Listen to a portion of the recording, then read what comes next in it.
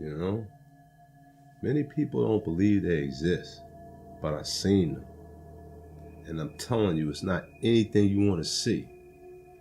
My life hasn't been the same since they found me. The voice on the phone sounded strange, but they said they got my number from Al, so I relaxed a bit. I didn't think about it then, but I hadn't seen Al in a while. Now I know why.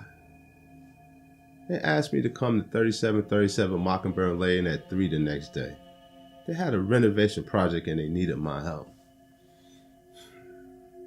I get to the house and it was horrible. I remember thinking, they don't need me, they need a wrecking ball. But what the heck, I'll do it. I'll regret those words for the rest of my life. So I get started finding contractors, building schedules, and creating budgets. I should have known something was wrong when they offered to help. As soon as we got started, I noticed them behaving strangely. Not telling me critical information. Not listening to a word that I said. Some days, I would come in and see work that was done that was just wrong. Who the heck did this? Then one day, I walked in and saw. They were trying to install their own kitchen cabinets. Just horror.